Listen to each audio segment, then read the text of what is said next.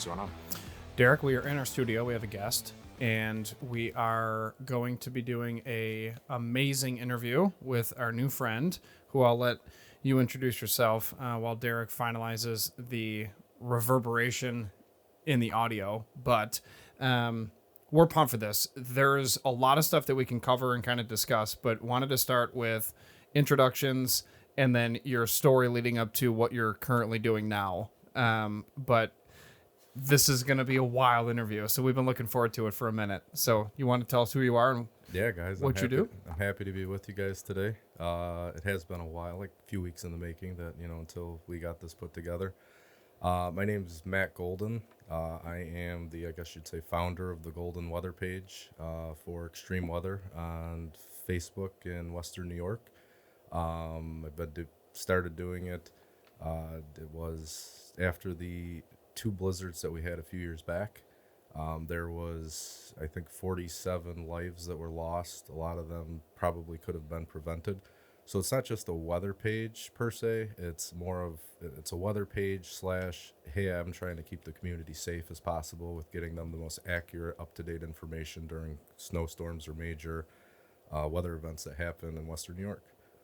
How did you figure out that you were interested in weather, period? Like, how did this whole thing start? So when I was like, 7, 8 years old, you guys remember you're sitting, waiting, watching to see if, watching that ticker at the bottom of the screen to see if your school is going to be canceled. And, I always got into, it was never so much anything else but the snow aspect of it and the lake effect snow that caught my attention on how fascinating that it is, how hard it is to predict. So when I was 7, 8 years old, if we had a snowstorm that was coming in, I'm calling my grandparents and my aunt and uncles on the phone saying, hey, we're getting, 2 to 3 feet of snow here coming up. And they'd, say, oh, well, okay, Matt, not, really paying attention. And my love for the weather kind of just grew more and more. The goal was possibly at some point to go to school for meteorology, but I was never so much a classroom buffer, so to speak. So I just continue to follow it, would let people know on my own Facebook page over the years how things were going and when we were going to get snow. And then after the couple blizzards that we had, and there was so much loss of life that I thought could have, at least half of those lives probably could have been prevented from people passing away. That was kind of the turning point on when I started. My cousin Stacy actually said to me, you should start your own weather page. And I sat and I thought about it for a little bit, and lo and behold, it blossomed.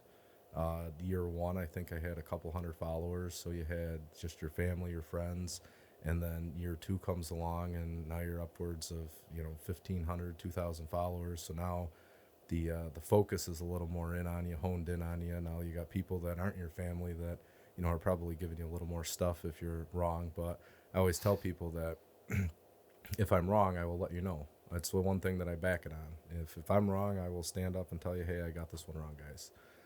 But it's and then last year we crossed over the 6,000 follower mark. So in a couple years, it's grown like 150, 200% every year. The goal this year is hopefully to get it somewhere between 10 and 15,000 followers and go from there.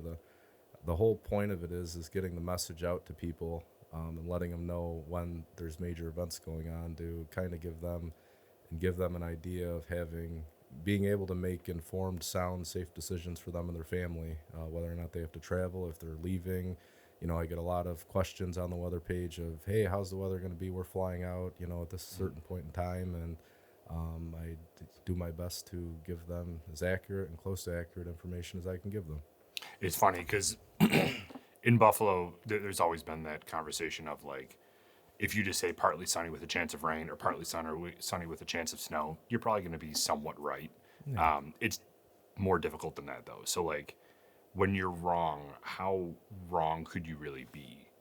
Well, I think it's the wrong and lake effect is kind of pinpointing the location.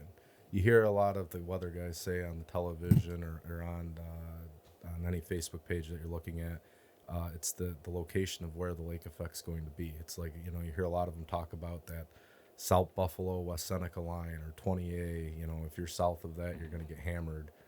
So it's difficult in that aspect of trying to pinpoint the location. The amounts, I mean, I kind of have narrowed it down. I've always been very good at math, and I tell my dad this all the time. I'm like, it's basic math. I said, hey, they're going to say we're going to get upwards 1 to 2 inches an hour for a couple days. Okay, we're going to get 3-4 feet of snow. I mean, that's just the gist of, how I kind of base everything off, and run a bunch of, I mean, I run models from the North American and the European model, so 3-4 weeks out, just to kind of get a general idea. And I usually have a pretty good handle on things 7 to 10 days out, on kind of when things are going to look like crap. And that's, I let people know 7 to 10 days. And then my dad called me and he says, oh, you're right again. He says, oh, but, didn't they tell you a few days before? But I'm trying to give you a little bit more advance notice. So how did you navigate staying private and not just trying to work onto like a news station professionally, so that you were just doing it full time? Because is the page full time, or is there other stuff that you're involved in, for work? Oh, for work purposes. So I'm a realtor. Before I was a realtor, I was actually, people have always been my passion, and just generating good relationships over the years with people. I mean, if you can generate solid relationships with people, I think that, you're going to have a very successful life in whatever you're doing. So being able to, this is kind of, it was a hobby at first, honestly. And then it's when the page grew more and more, the hobby became more of, okay, this is almost like a part-time job now, because you're following it, and especially during the wintertime. During the other 3 seasons of the year, if generally speaking, there's not a whole lot going on in Western New York. Until I think last year, I'll tell you a quick story. I was out. There was we were getting a severe front that was moving through, and I knew there was going to be gusty winds, and there was actually a possibility of that we might have a tornado. And I'm like, oh, this is kind of cool. It's different to report on. You don't get tornadic activity. It's becoming a little more common in Western New York, but you don't ever get that usually. So I'm like, okay. So I'm following it, and now, all of a sudden I'm watching this cell come through. Now I live right on the border of Eden and Northtowns, and I'm watching this cell come through, and I'm like, well, this is not very good. And the next thing I heard on my phone was, ramping up that noise, to letting us know that we have a tornado warning. And I'm like, okay. So now I'm outside, and I mean, it's windy. It looks like, it's one of those from a movie, like it's the end of the world coming. The skies look horrible. My wife and my kids are inside the house, and they're, I told my wife, I says, I'll be in a couple of minutes. I said, I'm going to do a live shot for my weather page. I've never done a live shot before with anything tornado-wise. And, then my next across the street neighbor, Bernie, she's a wonderful woman. She's yelling out her front door to me as I'm on my front lawn during my live shot, yelling at me saying, Matt, there's a tornado coming. We got a tornado warning. You got to get in the house. I said, Bernie, it's okay. I follow the weather. So then about 30 seconds, I mean, it got really, really bad. And about 20 seconds later, my wife came back outside and she said, hey, Matt, it's time to come in. And I said, okay. And I kind of was running around back and forth in the basement, looking out my glass block windows, checking to see if anything. I was actually the tornado that took apart that barn in Eden last year.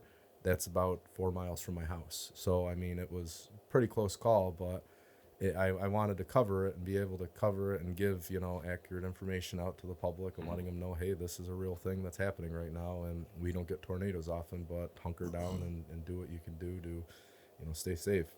We were in Boston, and my neighbor was looking out the back window of his house, and he just saw stuff floating in the air, and he goes, this is kind of crazy. And then all of a sudden he turns around and realizes that the actual tornado was in the front of his house. Yeah, that's not good. And because we were also close to that farm, and he's like, this is insane. Like, it missed our neighborhood, like the 2 streets that make up our neighborhood, but you know how Boston is. Right. And he goes, feet.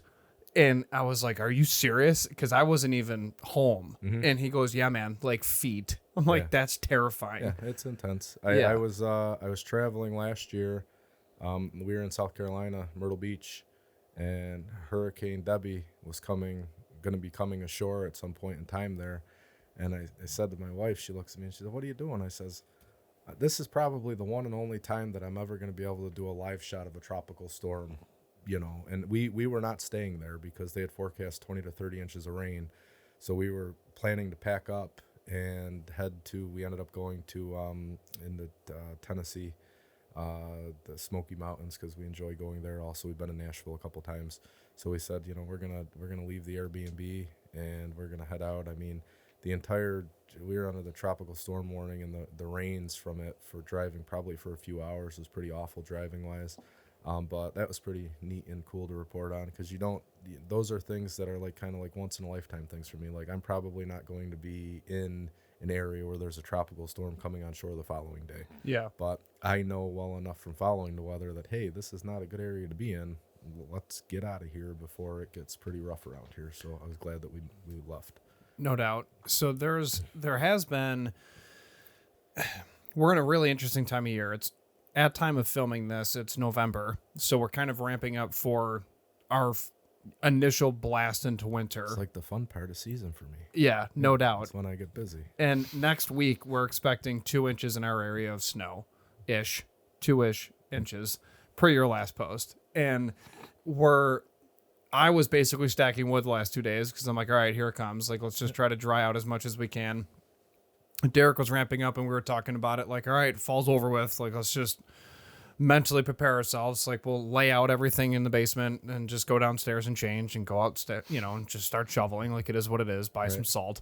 But in this time of year, there's a lot of outside talk, outside of weather, pertaining to weather rather, about preparing for blizzards. And it's election time as well. So, and the mayor of Buffalo is up. So there's a lot of talk with the candidates to answer, like, what's your plan for blizzards? Like, how do we do this? Right? Like, you're new, you're an outsider. What are your thoughts? And there's a couple people that ran businesses that have decent insight, and a lot of them were saying it's basically prep. Like, we got to make sure that we're buying salt now, and we got to make sure that we're stock holding all of it, like, as much as possible, and then early and often. Like, the more that we're out there, the better we are.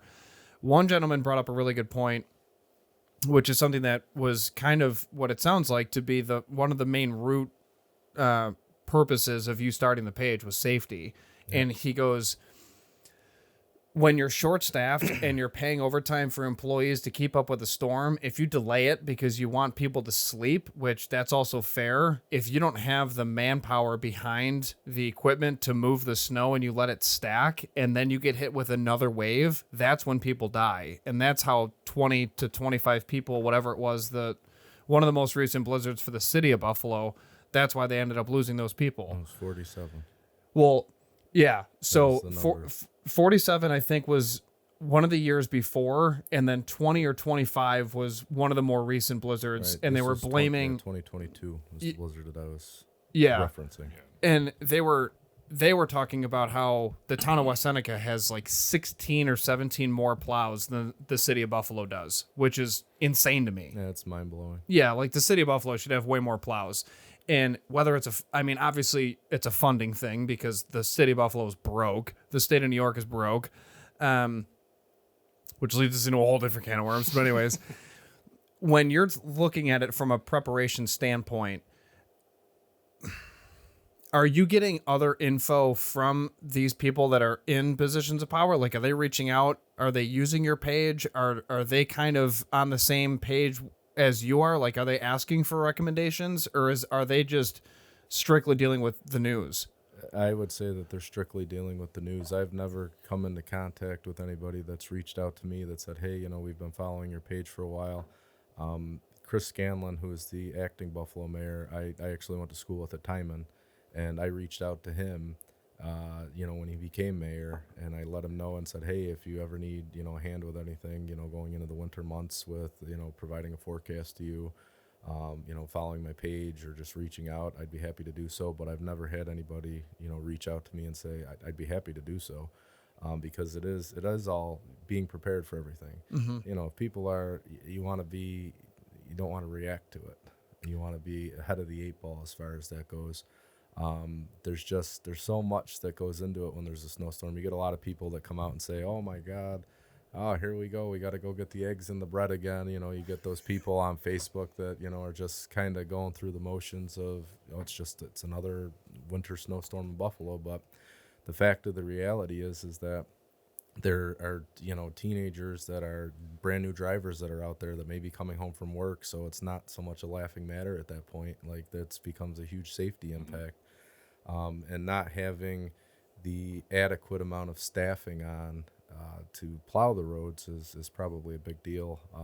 And again, like you were saying, there's no funding for, you know, these things. And that's why I try and like to get out and let people know that, hey, okay, this is not a good time to travel whatsoever between this time and this time. And that's kind of what I narrow it down to. I mean, if we're getting socked with 3 to 4 or 5 inches an hour, if you leave your house, there's a good chance you're getting stuck. Yeah. And you know, you don't want to be those people. And how many times over the course of the last decade we'll say, you know, is there maybe 15 years will go with where there's been cars, trucks stranded on the thruway, looks like a parking lot, or just, I think last year it was Route 20 looked like a parking lot at some point in time because the thruway was closed. By the stadium. Yeah. Everybody got stuck. We were coming home from a whiskey class, I think, at that point. Right? Yeah. And we just made it home in time. Yeah. That was a scary time. Everybody was getting diverted off the thruways. We referenced his page.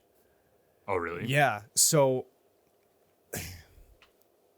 I use your page probably more than I should.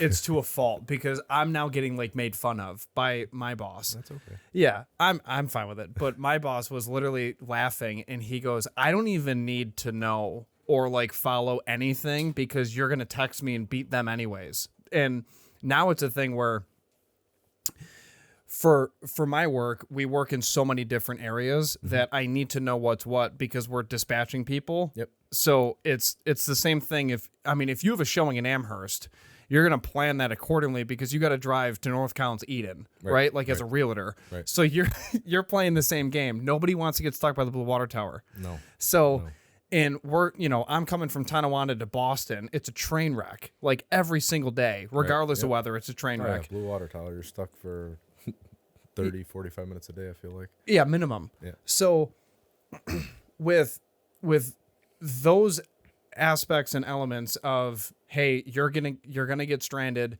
we're referencing your page. I know other people are doing it. 6,000 people are doing it. Is it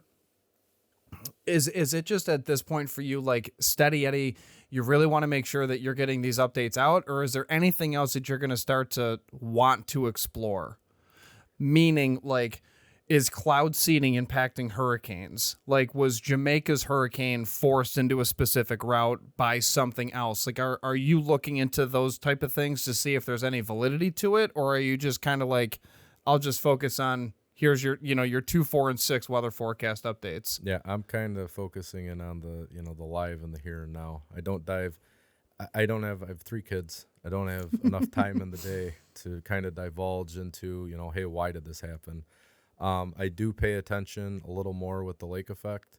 For years past, I hold the data in my computer at the house that kind of tells me, okay, the wind direction was this specific for this storm.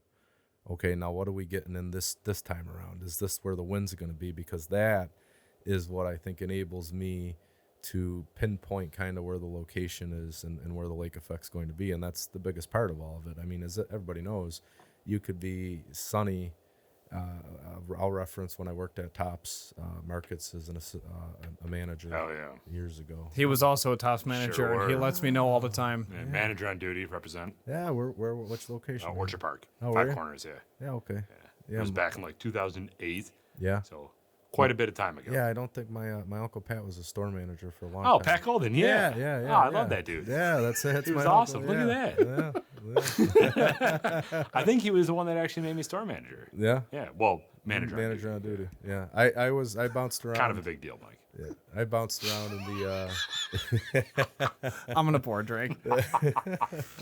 They would always make fun of me because like that. I would always say like not to sound pretentious or anything, but when I was a manager on duty, so they would always make fun of me. That's why When I was a manager at Tops. Yeah. Yeah, I mean, it's a cool place. I enjoyed it. It wasn't a bad it wasn't a bad time, but I was working as a customer service manager actually at the time at the store on what is that, Harlem and Kensington up there, up that way. It's a smaller Tops, and it was the morning of one of the November storms back. I think it was 2014, and I looked at the radar when I woke up in the morning. Now, my wife, she's a registered nurse, and she was working at Buffalo General at the time, and she was working overnight.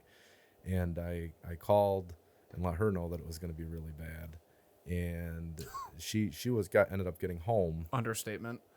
Yeah, yes. Yeah. Yes, big understatement. She ended up getting home, and I looked out, and I said, God, this thing doesn't look like it's going to move for hours and hours and hours. So I called my old store boss back in the day, Mark, and I said, Mark, I'm not going to make it into work today. I said, it's snowing. You can't see out the windows. And I'll never forget, he sent me a picture of his front lawn and said, I can go out and cut my grass right now. And I mean, he lived in Amherst. Yeah. So, I mean, it just shows you the variance of, where things could be 1 second, and then you're driving into it and you just get whacked with it, and people are taken off guard. So is that just because of the way that the winds are coming in from Canada in relation to like where the lake is, and the way that it's coming west, it wouldn't impact lake effect north of that ridge? Is that how that works? Correct. So kind of how everything works, generally speaking. We'll start off northwest wind. If you get a northwest wind, predominantly you're going to get ski country. Mm-hmm. Now, northwest wind, you get a lot of that air is coming from Canada. It's cold air. So you're going to get ski country is going to get hit with some snow. Those are prevailing winds, right? Yeah. So if you get west-northwest winds, then it's a little bit north, but not much.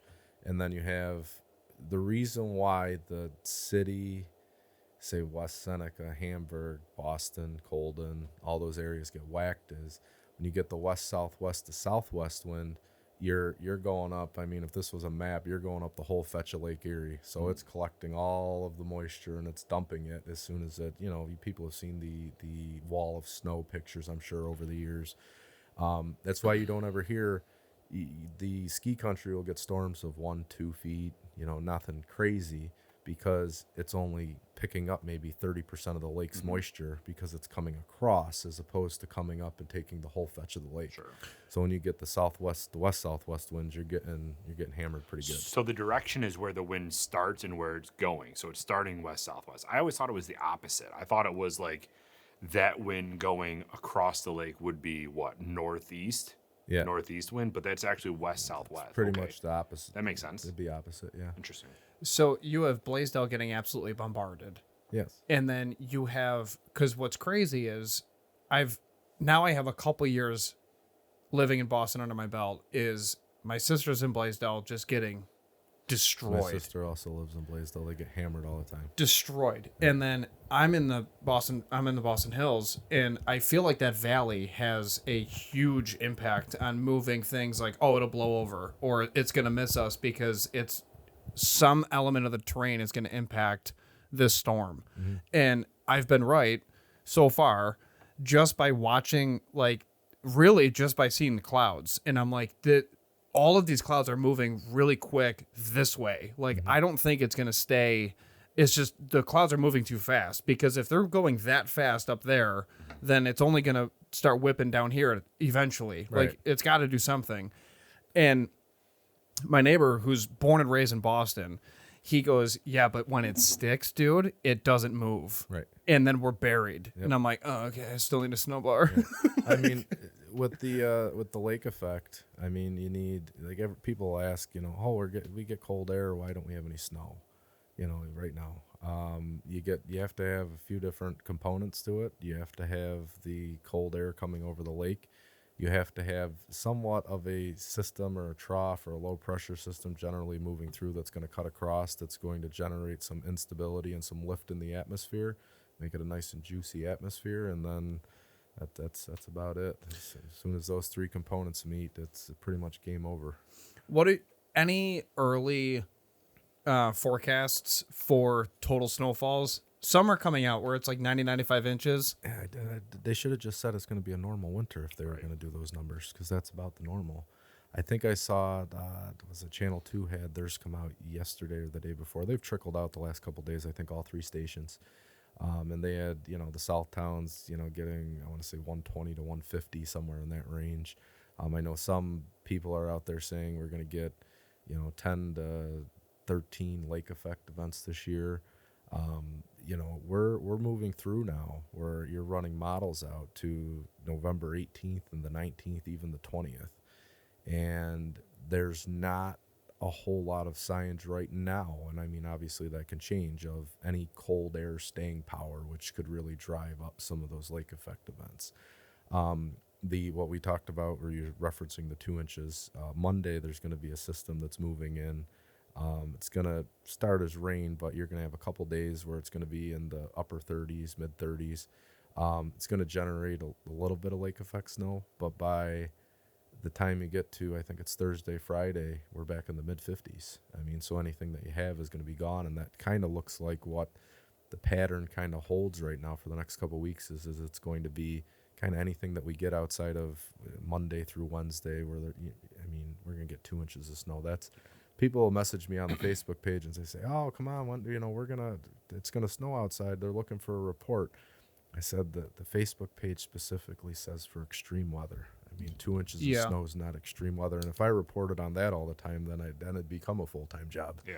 And I don't have time to do all that. So I guess from your perspective, what is the difference between like how you can be more accurate than the other channels? Because you're ultimately referencing the same Event. Well, the same references, like the ensembles, like the European ensemble, and like the other areas that are combining all this information. You're all referencing the same stuff, right? So how can you be more accurate? Is it just your interpretation of it? So what I do is I'm pulling all of the different models that I run on a daily basis. If I know that the snow is coming.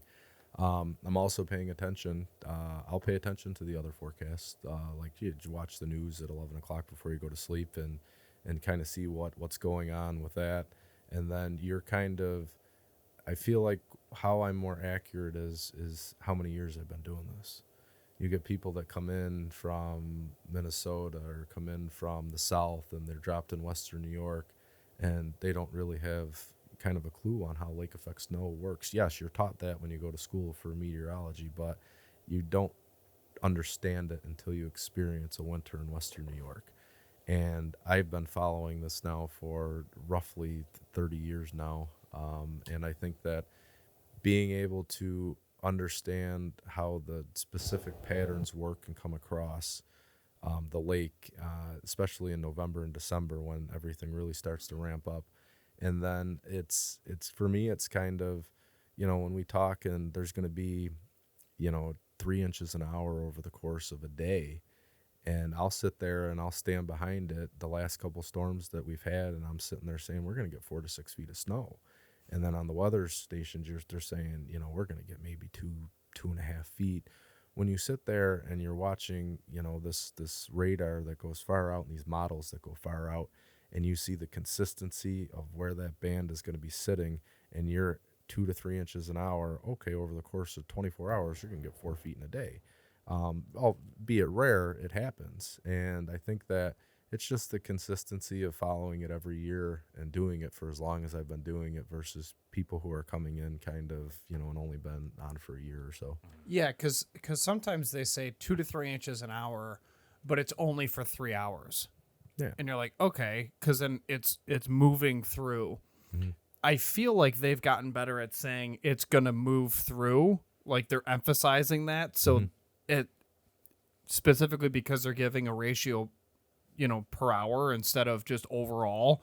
But it's a really good point because the snow band is not always super wide. It's not going to cover all of Western New York. It's going to hit one town. It actually, the more narrow the snow band is, the more intense the snow band is. Yeah. That's just how it's always been. If you see a wide band of snow of lake effect, you're getting a half inch an hour. But if you get, like you're watching the news and you get them dark, intense blues, even yellows on the screen, you're pumping 2 to 4 inches an hour, and that cripples you after a while. And that's what Blaisdell's been. Yeah. Right. So like, we'll be at home and they're like, oh, it's snowing at a good clip. Mm-hmm. Like, all right, sounds good. And then you'll get some sort of report where, the deeper Southtowns or southern tier is getting, 2 to 2.5 inches an hour. And then I'll look out the window and I'm like, that's pretty intense. Like, is that really what that is? Like, okay, maybe. And then I call my sister and she goes, I can't see 4 inches outside my window. Like, it's covered. Mm-hmm. The window's not covered with snow because of the wind. That's when you know it's actually intense. Like, if you can just see the snowfall, that's one thing. But when it sticks to your window and then covers your window, that's an intense band. And then all of a sudden, the forecast will come out and saying like, oh yeah, Blaisdell's getting 5 inches an hour. Yeah, and you're like, what is going on? Like, they're like, that's the apocalypse. Like, they don't know what's happening. Yeah, why do they? Jesus, I don't know what's going on. Here, just say it. Why do they what? Use Cheektowaga as like the measuring point. Oh, because it's the Midtown. So Derek's question, for those that couldn't hear, like, why is Cheektowaga kind of like a benchmark or like a midpoint for the storm? And I feel like that's the Midtown between North and Southtowns. Yeah, and not just that, the airport's out there too, so they kind of like true. to judge that based off the airport. And I think that part of it too is, as far as getting it out there and being, I am very blunt on my page. If we're going to get, and I feel that we're going to get pounded, I'm letting you know we're going to get pounded. Now, you've got the other weather stations. Now, I'm going to tell you 5-6 days out that we're going to get hammered on specific day, right? Then you have the news stations that, yeah, we're going to get some snow, but we just don't know how much snow we're going to get. And as you move along and as they move along, the forecast changes every day. And I get that the forecast will change every day. But for the most part, I think that it's also a fear of creating panic in the public. If you're on television, now I'm on a Facebook page, and I'll sit there and say, hey, we're going to get 4 to 6 feet of snow. Now, I got, 6,000 plus followers right now. Nobody blinks an eye, right? But if you are on a newscast and you say we're going to get 4 to 6 feet of snow, that's probably a little bit different level of communication. No, for sure. That'll lead to like alerts on people's phones, like, oh, Channel 2 WGRZ breaking news, 4 to 6 feet of snow. I mean, it's gonna bombard every grocery store from here to Guatemala. They're just gonna like lose their minds. Yeah. But yeah, it's a fair point. It's just wild because I don't know. I just feel like with the change, not climate change. Let's settle down. But with the changes easy. But with the changes that we're experiencing, I feel like the lake hasn't really froze in a long time. A few years. Yeah, the way that we're used to. I don't know. Our upbringing, it was like, okay, it's by freezing. Yeah, by December the lake is over with. Like we can start ice fishing, whatever. That's not the case. I think the lake right now is 65 degrees. It's a little cooler than that after the past couple of days. Is it? But yeah, I think it's in the lower 60s right now. But still, it's lower 60s. It's warm right now. Yeah, which means it's not good. It's not really going to freeze for a while. So it's going to be a lake effect break. Like it's not going to be a steady snow. And for the record, I don't think the lake freezes this year. I'd probably say you could take that one to the bank. Yeah, it's pretty late. I don't see it for. The other part of that too is that a lot of people will ask on the weather page when we get into like February, March. If you ever think about that, when do you hear of really lake effect snow in February and March? Mm-hmm. You don't hear a lot of it. Yep. It's because of the pattern changes in the upper atmosphere. That's it. You're looking November, December, January are prime time for lake effect snow. As you get further out into the season and you get the pattern change, then it starts to settle down. And if you think about it over the last few years, especially predominantly, most of our snow has come from lake effect snow. Yeah. There hasn't really been any nor'easters. There hasn't been any mega snowstorms dashing across the country or anything like that. So a lot of our snow is lake effect snow, and based off of the wind, it's going to depend on whether or not you're going to get it or not. And this is kind of it from what I've been experiencing and living through with all of us in this room is you get cold and then rain and sleet, right? Or just rain, then rain and sleet, and then lake effect, and then the ice age era, a little bit of steady snow, and then that's it. Like it ends. And the ice age period is January, February, and it's awful out, like numbing, like 10, 12 degrees, wind chills, -15. You go outside, your nose freezes, your sinus cavity is like, what are we doing? Right. Go back inside. Yep. So I feel like that's been the consistent type of winter for the last 5 years. Mm-hmm. I don't think there's going to be any changes. I honestly think it's going to be that for a while. Like, do you? I mean, you see, generally speaking, if you look back in history of the last 20 years, really, from when I was following this, from probably really got into it in 2000 when I messed around with my dad all the time. I said, Dad, his birthday's November 20th. So if you look back in the course of history, we've had, since I've been following it, we've had 3 huge snowstorms. November was started on the 17th of November, ended on the 20th.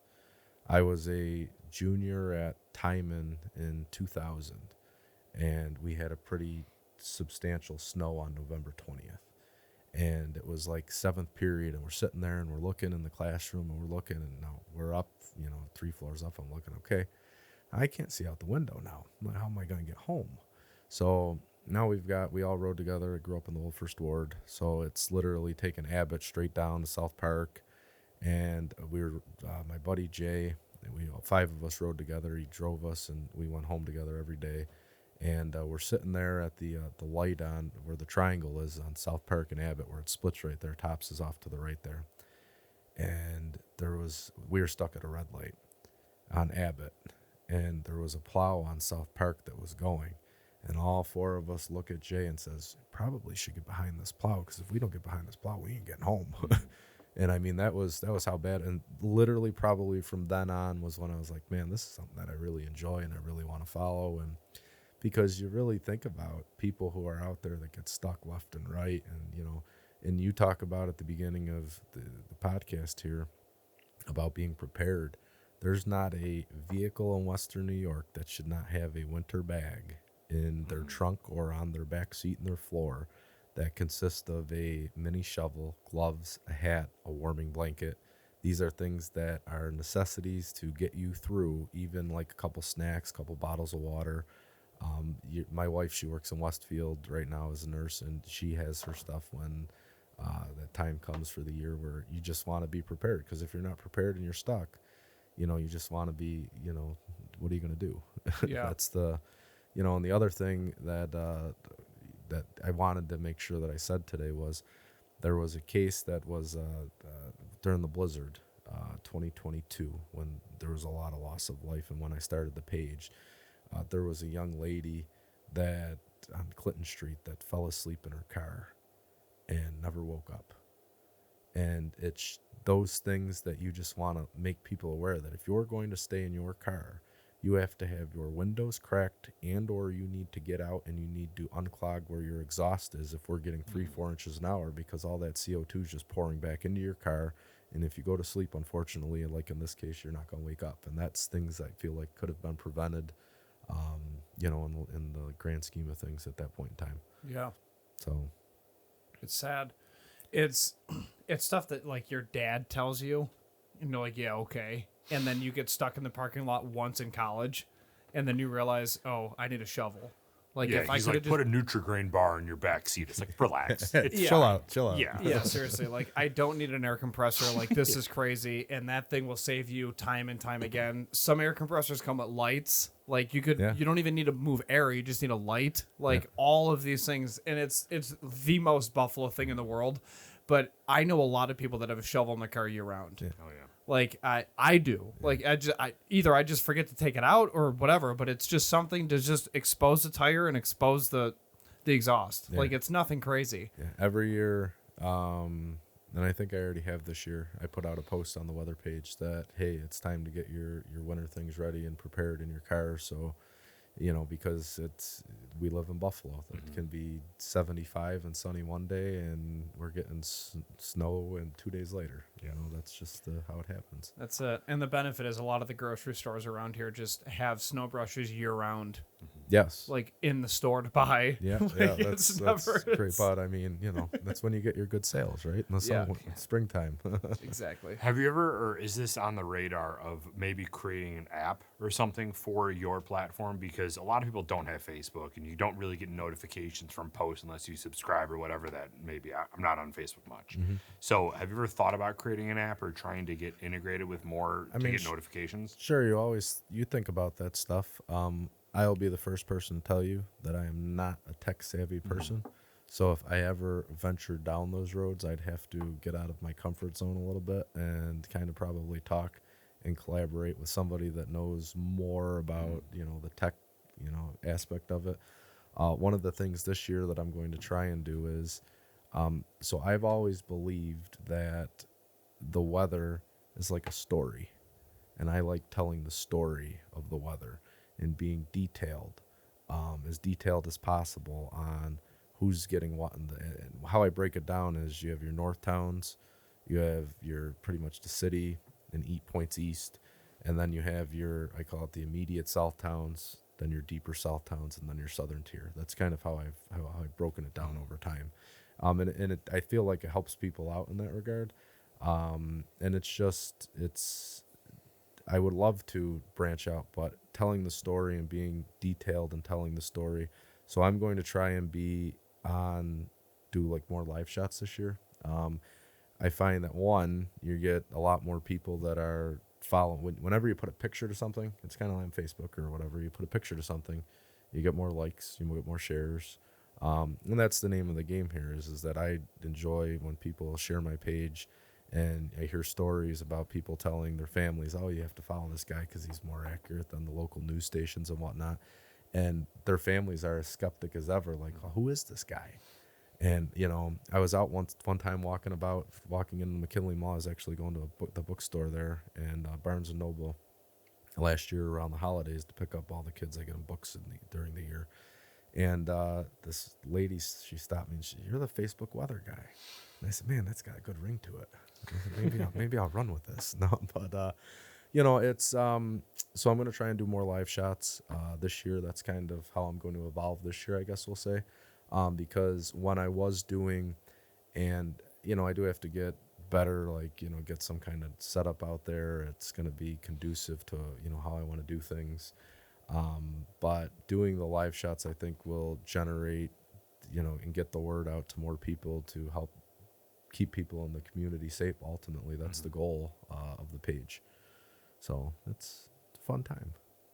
No doubt, as you ramp up. Yeah. So this coming winter, I feel like this fall has been very interesting because Nice. I just noticed that really all the leaves are still in the trees, which is very strange I feel like at this time of the year. Is that an indication for like more weather events or anything like that coming down the pipeline? I don't think so. I've never drawn the correlation. I mean, I know that the leaves, I've noticed that also around my house too. I'm sitting there, I have like probably 30 trees in my yard. And when are you going to go out and blow the leaves and collect everything? And I'm like, well, when the last leaf falls off the tree. I mean, and that just hasn't happened this year. If you really think about it, summer was extended quite far out this year into the fall where it's been beautiful outside. We were holding on to mid-70s, through the end of September, even into the beginning parts of October. It was nice outside. And that ultimately will keep the lake warm and set you up for some significant lake effect snow.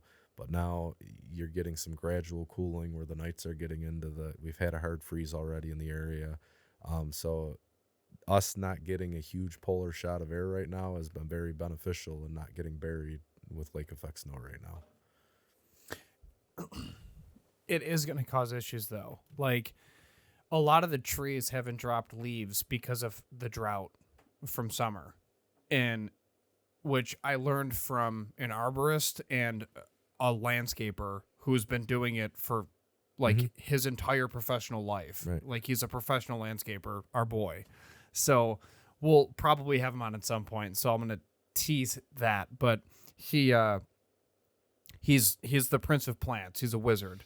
So he brought that up, and I thought that was fair. Like that's super valid, and most people don't even think of that, and that's going to directly impact a few different things. But then also what you were saying with winter is it's almost terrifying because it is so nice to sit on the back deck and watch 3 leaves come down. It's 65, you're having a drink, you're still grilling, and then you look and it's October 7th, and you're chilling and you're like, I know what this is gonna do. Like, I know the other side of this coin, and everyone thinks you're nuts, and you're like, just wait, man. Like, this is gonna suck. Well, I mean, if you really think about years past and when it has stayed this warm this late in the year, it usually does not bode well for us. No. I mean, I'll directly reference the October storm. I mean, that we talk about leaves on the trees, and you want to talk about a huge disaster. I still lived at home on Louisiana Street growing up when that happened.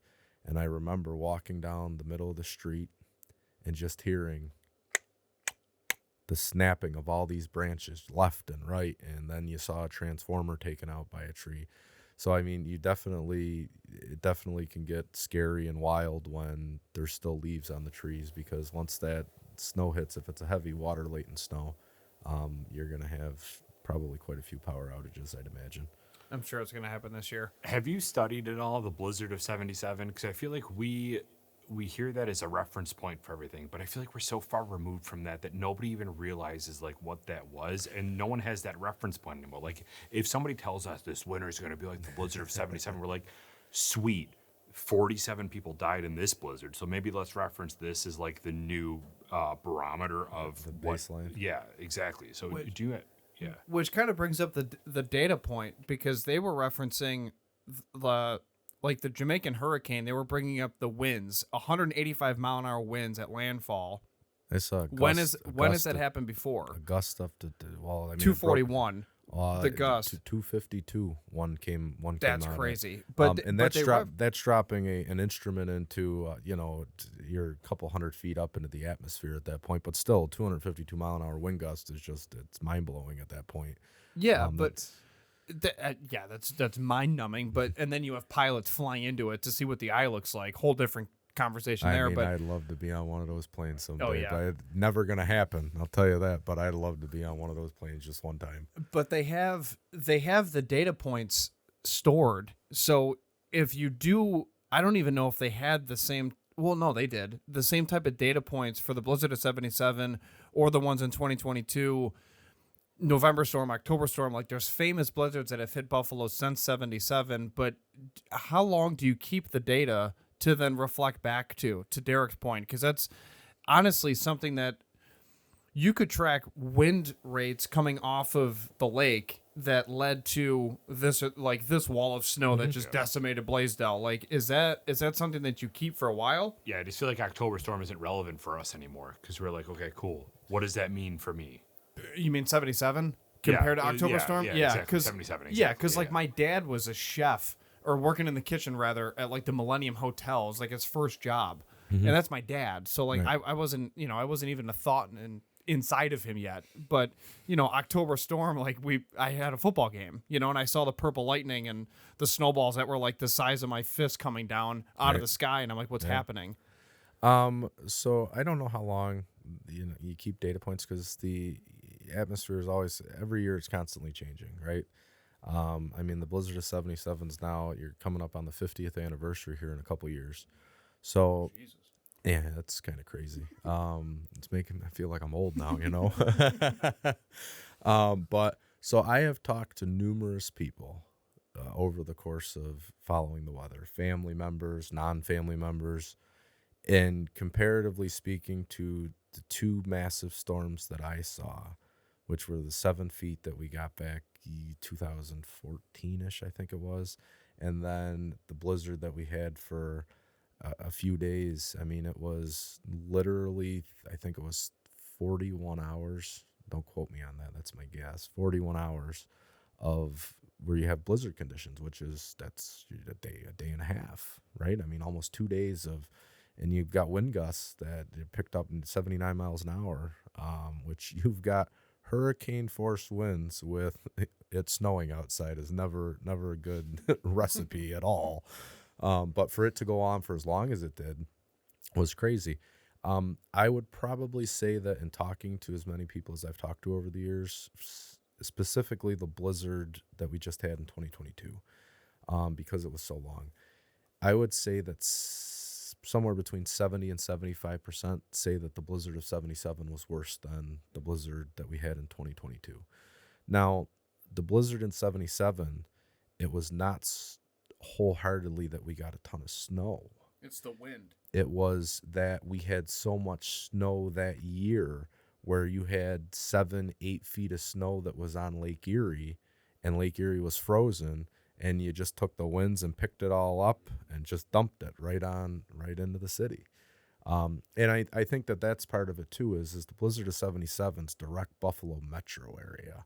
And that's a huge deal because once you get into the less populous Southtowns and even into the deeper Southtowns, it's not as, I guess, paralyzing is a word that they use often. It's not as paralyzing than if you were getting 7 feet of snow dumped in the city, because on the side streets, secondary streets in the city of Buffalo, where you're putting all that snow, you have to bring in the front loaders and the dump trucks, and it takes them 2 weeks to shovel out and dig out from that type of stuff.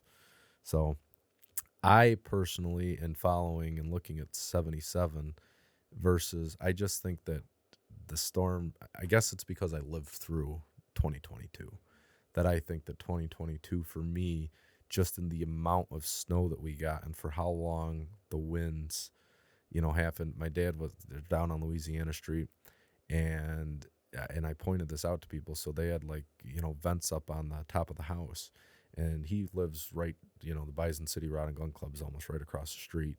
So they're right pretty much on the Niagara River there.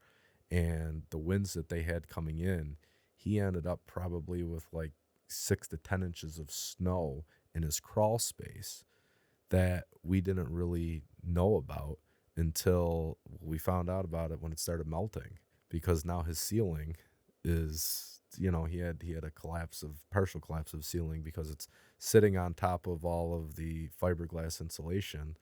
It gets heavy, and it took down part of the ceiling in the bathroom. So it was wild. But then when I put that out on the Facebook, the amount of people that responded to that and saying, "Oh my God, thank you for putting this out there. Thank you for, we didn't even think to check this, because it's not anything that, you don't think it's going to snow in your crawl space." But with getting winds that heavy, especially on wide open roads, and you got vents up at the top of the house, it's definitely, you ended up with snow up there. The crawl space underneath the house? No, up in the attic.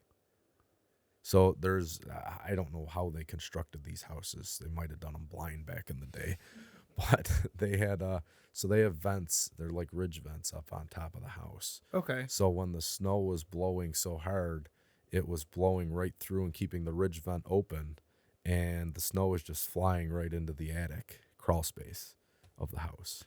Got it. And that was problematic for him, but he got everything taken care of, so that was nice. Yeah, that's terrifying.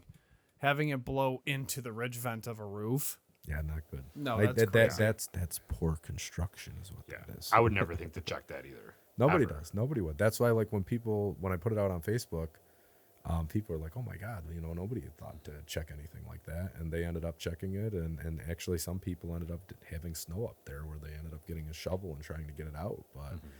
They were happy that I was able to provide that information. Unfortunately, yeah, that's my awesome. dad, but you're giving information out to help others also. Yeah. So, not to get into climate change at all, because I don't. Whatever, that'll be a discussion for something else. Yeah, for sure.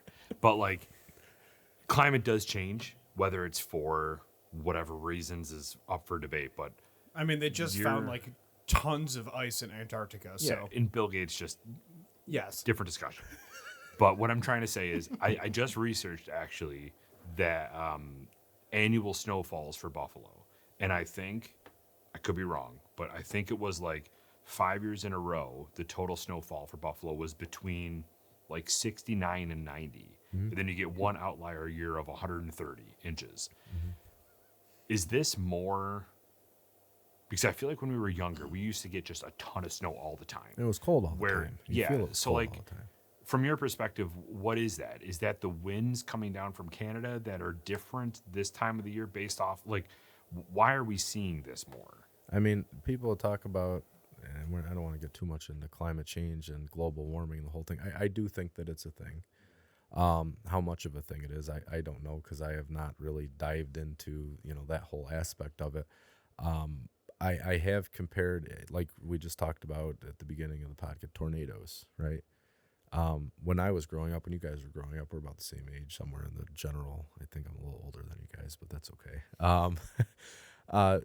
Looking at the stuff over time, when you guys were growing up, when did you ever hear of a tornado warning in Western New York? It was a joke. That's why we love the movie Twister, because we laughed at it and said that would never happen here. Yeah. And Yeah. now, last year, how many tornado watches and warnings were in Western New York? There were like 6 or 7. Yeah, I was going to say like 5, right? So I actually started to dive into things a little bit, and it could very well be, if global warming does really kind of take a handle on everything, you could very well be looking in the next, say, 60 to 80 years, 90 years, that Western New York could almost become like the new tornado alley of the Midwest, because you're now starting to get that warmer influx of air throughout the year up in Western New York, because we don't really have, every year now we get maybe a couple times a year where we get, brutal wind chills and brutal long durations of cold. But when we were growing up, that was like every single day. Every day it was 20 degrees outside at nighttime, and now you get overnight lows in the 30s sometimes, and it's 40 degrees in the wintertime. You didn't see that when we were kids. So it's definitely something that I think is a thing.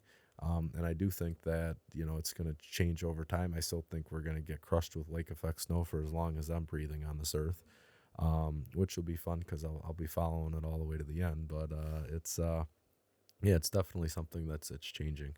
Well, I'm glad the new Bill Stadium is based on wind from a design and construction standpoint. So I was looking at that actually when I was driving by it the other day, and like up at the top, you can kind of almost see through. Yeah. So I'm thinking to myself, if it's snowing outside, how the hell is that going to help anything? I just don't feel that it's going to help anything. It's still solid. It's still solid on the outside, but they shaped it in a way for aerodynamics. So it literally is moving the wind around it. Yeah. So it could be swirling winds around the stadium, and on the field, it's barely any wind. You can get a lake effect snowstorm to go to that stadium, right? And you might not even know that it's snowing out inside the stadium because of how much the wind, if you get 20, 30 mile an hour winds, it's just going to take it right over the stadium. The only time that you're really going to probably get snow now in the stadium if it's tranquil outside and it's just coming down lightly from the sky. That would be wild to be in the stadium and just look up, and then you just see white. Just you see white and you don't see anything else. Windstorm out there. And then you're looking at the stadium. Okay, it's good. And then I'm leaving the stadium. Oh God, this is not so good. I mean, that was a couple years ago. That was the years of that we had the 2 blizzards that they canceled. Yeah, that was the Shady game when LaShawn McCoy was still here and he was running through the snow and there was like a foot of snow on the field. That was wild. Yeah, it broke a dude's ankles and took it to the house. But to what you were saying about climate change, I think at this point in 2025, November, time of filming, I think climate change is not arguing the fact that climate is changing. I think the argument is how much impact do humans have on it? Right? Like, of course, dude, it's a planet floating, and it's a floating rock. Right. And the moon directly impacts what we experience on Earth. Like, of course it's going to change. So it's not an element of, is climate change real or not? Of course it is. That's why we had an ice age. Climate changes. But I mean, Canada used to literally just be a wall of ice. It was like the set of Game of Thrones. But I don't know what the next step is for the city. Like you were saying, Tornado Alley, that's almost like more I'd rather deal with snow. Like that's terrifying. I don't want to deal with tornadoes. I'd rather deal with snow and I don't want snakes. I don't want alligators. I don't want massive spiders. Like, all that can stay down south or in different continents. Like, I'm good. You know, like, if I wanted it, I'd move there. But Right. the future of Buffalo weather is really interesting, and it's already a political point. Like, what is your preventative blizzard storm plan, like, Mr. Potential Mayor? Like, the fact that that's even a conversation is, one, the most Buffalo thing ever, but then two, like, I don't know how long that's gonna last, because it might turn into, what do we do with multiple tornadoes? The city's not set up for that. Right. We're gonna get crushed. Yeah. At least in Kansas, they're like kind of, they're spread out a little bit, like they got some room. Right. You know, if a tornado hits the metro area of the city of Buffalo, that's going to be way worse than Blizzard of 77. Well, I think we had, There was one. minor one that was in, where was it? It was The Lafayette Hotel or something like that. Where somebody was it was taking- like Delaware or something like that. Yeah. And people were like freaking What out the because it heck's damaged going like on 3 here? buildings. I'm like, yeah, it's 3 buildings. Like, it's fine. Historical tax credit. Someone will make money. But like, imagine half the city getting wiped out by a tornado. Yeah. Like- well, I mean, I think that part of it too is, I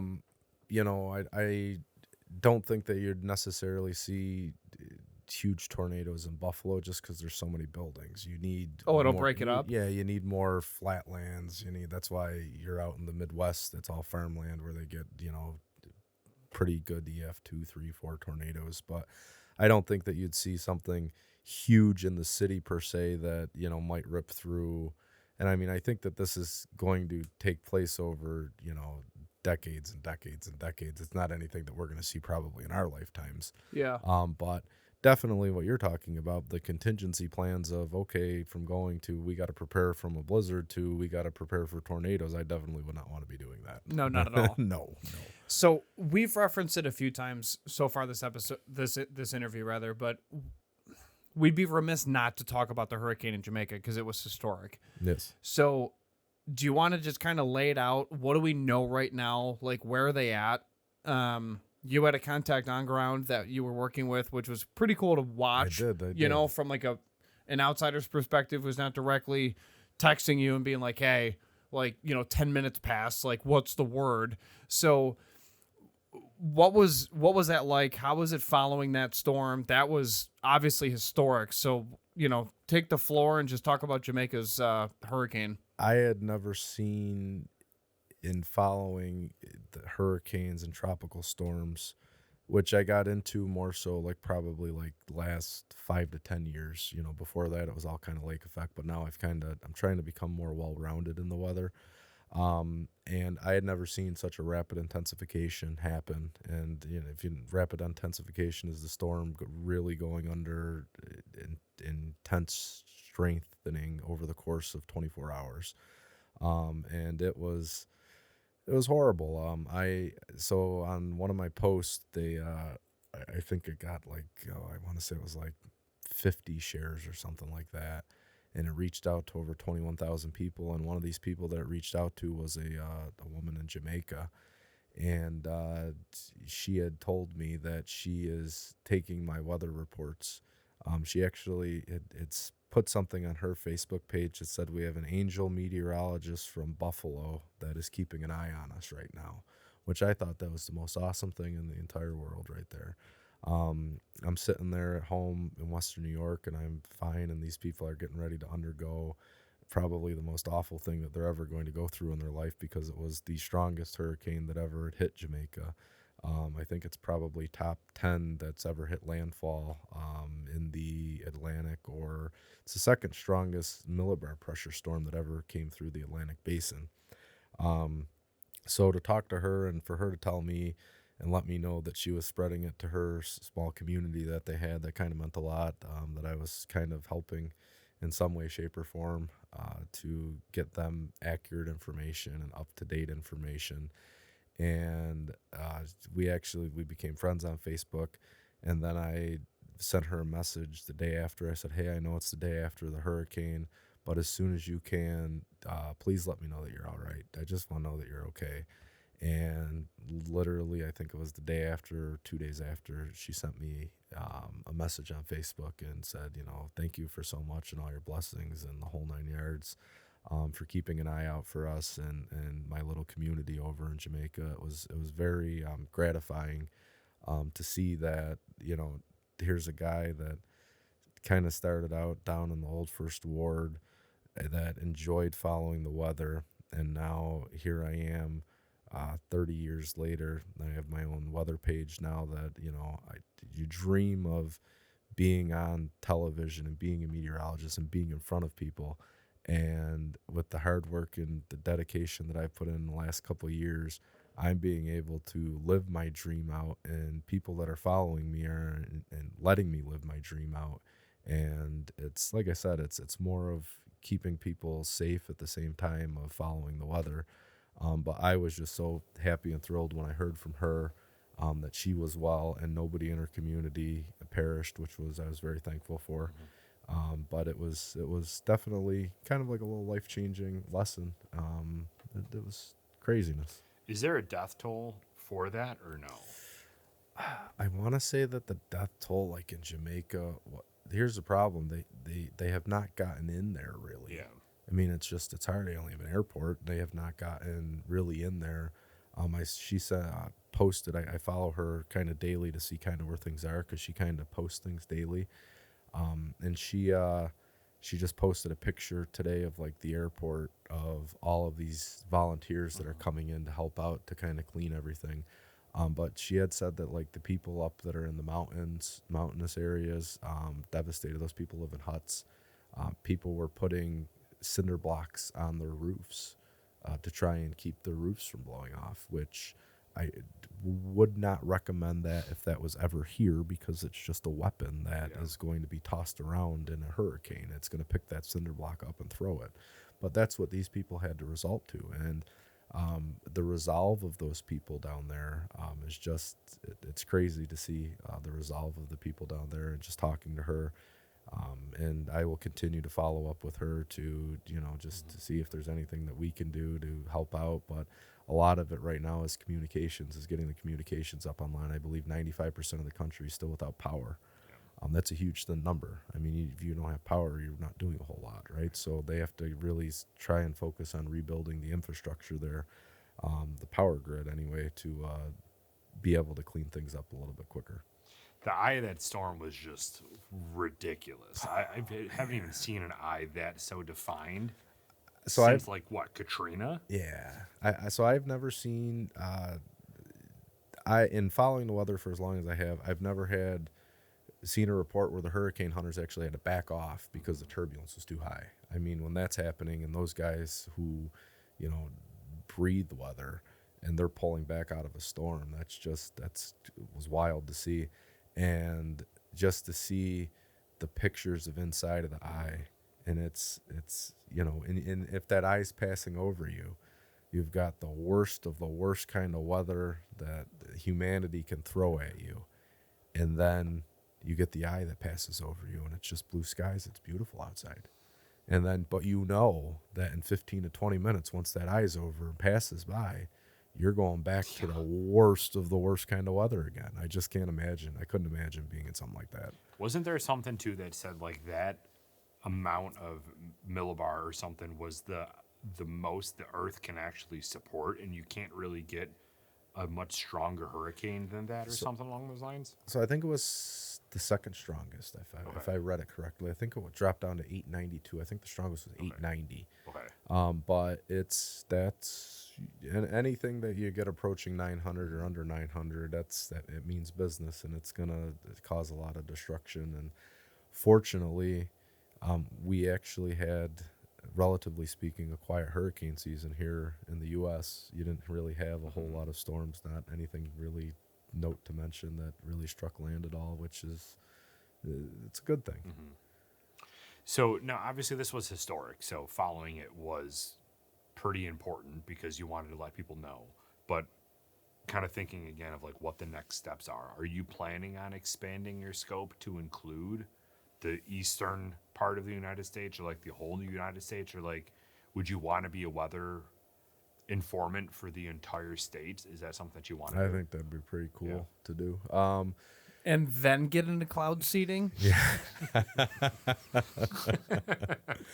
I mean, I think that it would be, you know, doing and following like hurricanes. I follow them and have been posting on my weather page since we started the weather page.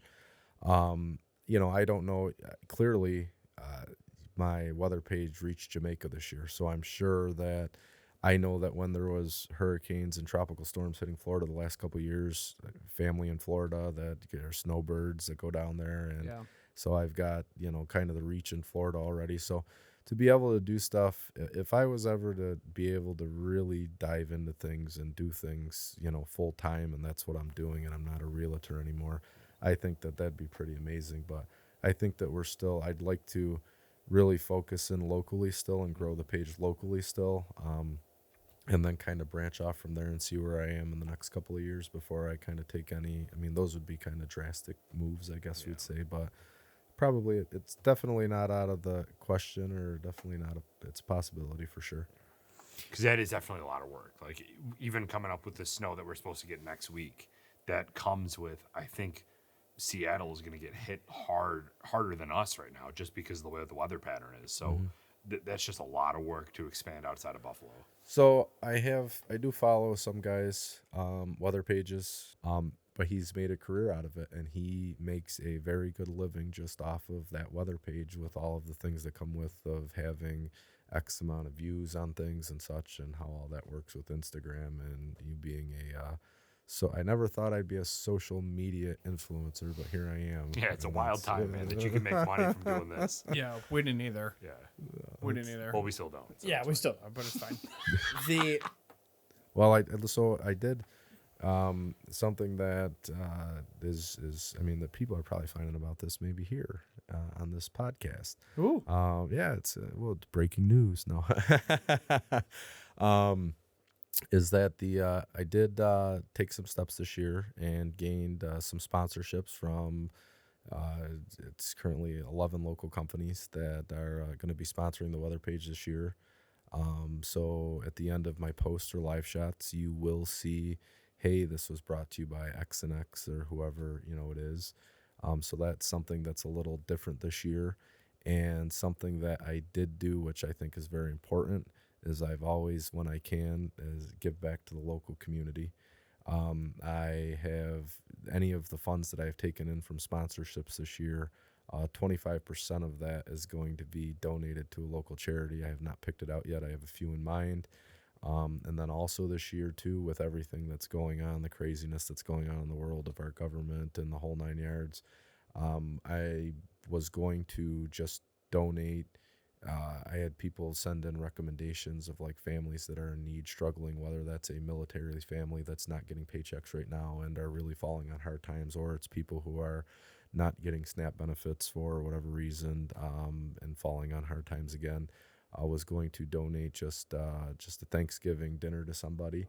And then I had numerous people reach out on the weather page, and it looks like that we're probably going to be able to help out 5-6 families this year for Thanksgiving, and be able to give them, because I'm a firm believer that around the holidays, nobody should be not having a Thanksgiving dinner with their family. So good for you. If I'm able to give back a little bit something, that's something I very much believe in, and it's something that, you know, we should be teaching our kids. This kindness is a very big thing in this world, and it'll take you places. Oh, that's awesome. Mm-hmm. Good for you. We do the same thing at work. Yeah. Specifically for Thanksgiving. It's huge. Mm-hmm. So I'm glad to do that. And the whole thing on that would be to, okay, we'll do 5-6 families this year. Maybe we'll be able to do 10-15 next year and be able to expand it and grow it a little bit. But that's the goal. Mm-hmm. That's awesome. Good for you. A pump for you. I mean, we both are. Obviously, we look forward to your posts and your pages. One quick thing I want to bring up and just confirm if it's real or not with Detroit's weather and then ours. I have an inside joke inside my house is, hey, what's the weather tomorrow? I'm trying to lay out my clothes. And the response is, I don't know. Did you check Detroit? Is that real? Like, whatever happens in Detroit, is that eventually going to happen in Buffalo?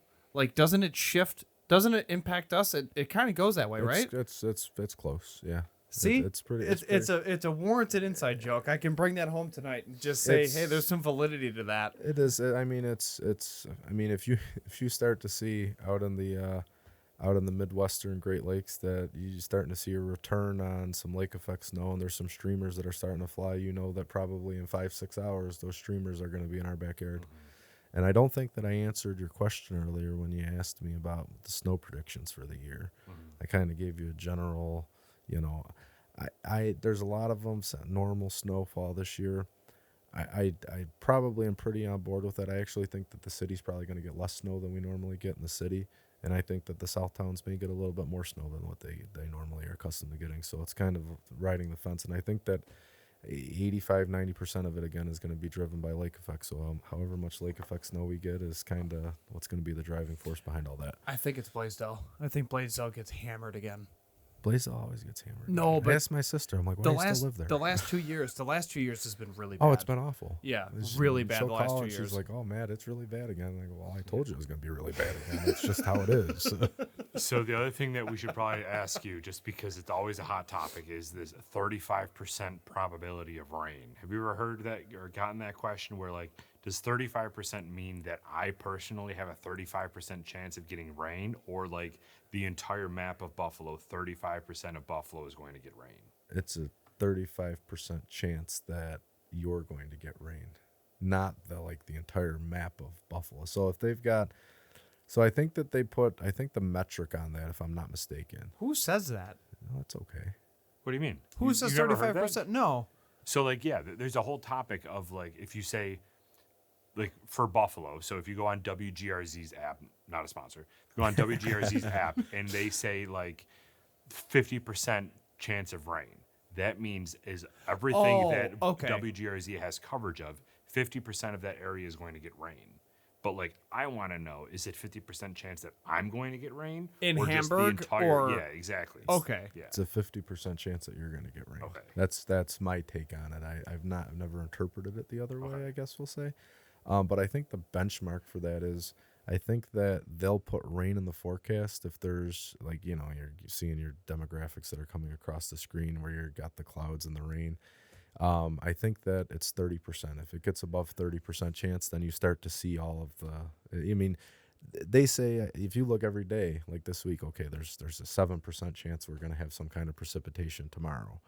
I feel like you kind of look at that, okay, well, I was right. If it rains out, there was a 7% chance. And if it didn't rain out, I was right also. It's just, there's no, being I always say this, there's 2 jobs in America that you can not be right all of the time and still have your job. One is a meteorologist, the other's a politician.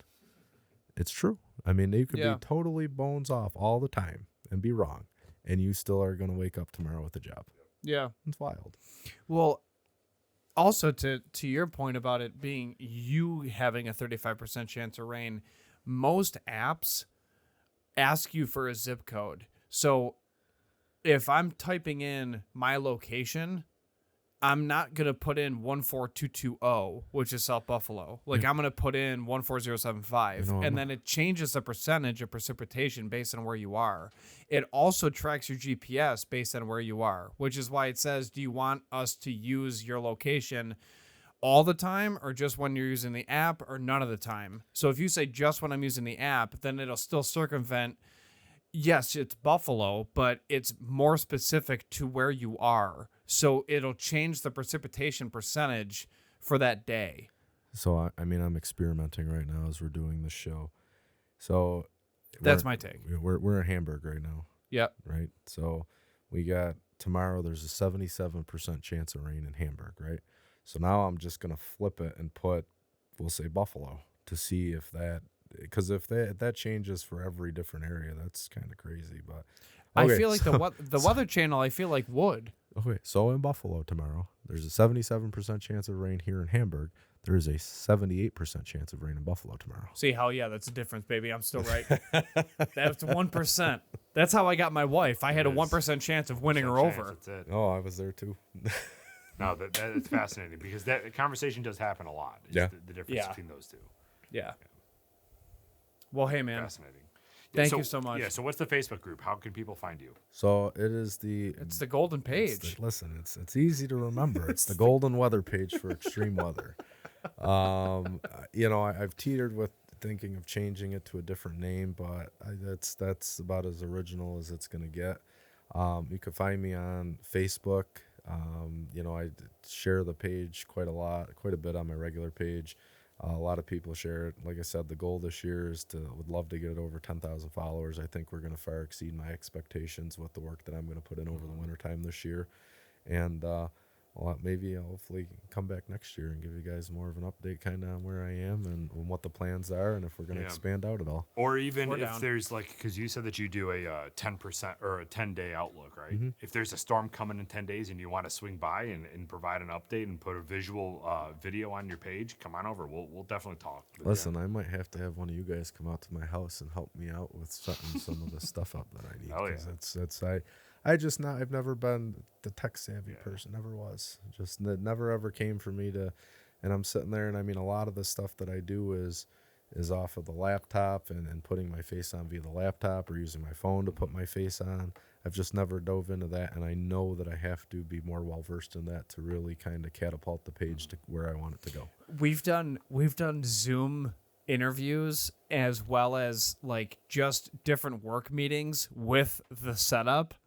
And it's hysterical because they're like, why do you sound like you're next to me? And the feedback that we get from people during meetings, it's like, listen, it's just, I have a mic over here. You're not seeing it. I have ambient light in the back just to give you some depth, right. All these different things. It's hysterical. But yeah, we can, whenever you want us to swing over, just let us know. We'll definitely do you. We'll do you a solid. I definitely appreciate you guys having me on here today. My first podcast, it wasn't as bad as I thought it was going to be. I told my wife when I was leaving today, I'm like, boy, I haven't been this nervous in a while. It's us, man. I've been this nervous since I had kids. Yeah. So. No, you're and I mean, honestly, you guys are great, and everything is very laid back, and I appreciate you guys very much. Thank you, man. Thank you so much for being on. We appreciate you. Looking forward to round 2. Like we said before we started filming, literally, it's all good. We're good. We're just trying to make you feel comfortable. We're not trying to rush anything. Yeah. It's always calm, cool, collective. But thank you so much for your time. Obviously, you got a lot going on. The real estate market's crazy. Yeah. So inventory. I gotta throw plugs in there every once in a while because that's what. So I always tell people. I try to tell people that I would never ever turn this into a work page, right? Right. But people that I've actually gotten quite a few people that I've worked with via the weather page. Because the people that trust me with the forecast, trust me with selling their house, they tell me. And to be able to, continue to do this and be able to work like this in the wintertime and be able to do that, the people that, I have the honor of working for in real estate, off of the page, that helps out quite a bit. So I've kept my promise to this point where every year I just put out one post a year on the weather page it's usually in the springtime about my real estate career, and things are going very well there also. So I'm very blessed to be doing what I'm doing right now, and I hope to continue to do it for quite some time. What group are you with?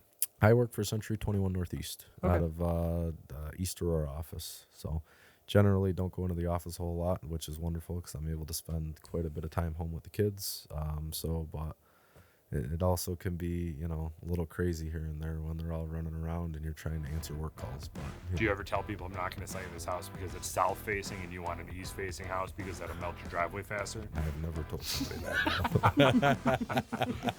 Well, thank you so much. Really appreciate it. Go check out the Facebook group. Go figure out where the weather is going to impact you. Matt, greatly appreciate it. Thank you so much. Yep. Thank you for your time, guys. Appreciate you. Yeah!